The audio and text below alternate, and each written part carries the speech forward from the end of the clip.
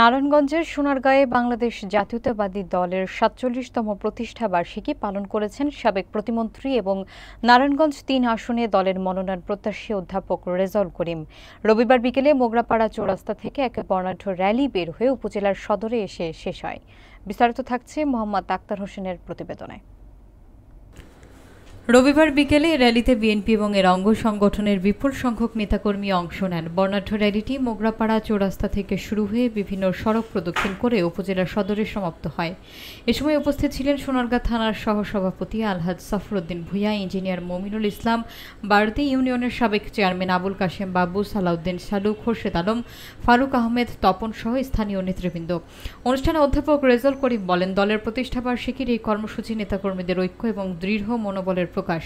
তিনি আরও উল্লেখ করেন, গণতন্ত্র পুনরুদ্ধারের আন্দোলনে সকলকে ঐক্যবদ্ধভাবে ভূমিকা রাখতে হবে। এ সময় র্যালি পথে কর্মীদের উচ্ছ্বাস ও অংশগ্রহণ উৎসব মুখর পরিবেশ সৃষ্টি করে।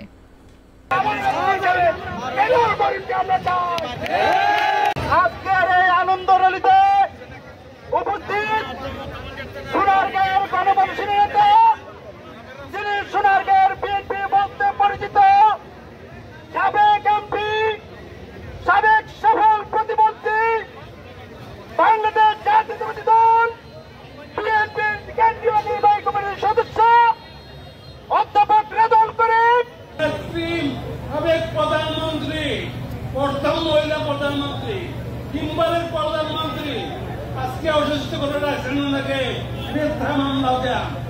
সুস্থতা কামনা করি এবং আবার উনি যেন সুস্থ হয়ে দেশের নেতৃত্ব দেন এটা কামনা করছেন।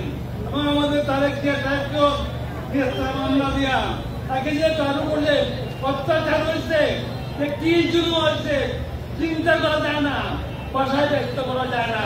এরকম জুলুম অত্যাচার করেছে, এটা একটিকে বিএনপিকে বুঝতে পারার জন্য এটা কোনদিন সম্ভব না। আজকে প্রমাণ করেছেন। আজকে সেই মোগরাপাড়া চৌরাস্তা থেকে শুরু করে এই পর্যন্ত শুদ্ধ হবে মিছিল মিছিল।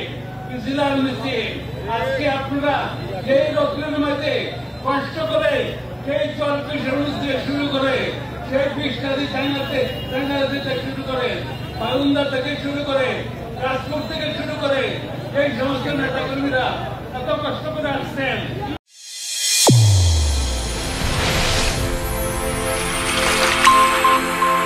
চ্যানেল A1 হৃদয়ের স্পন্দন।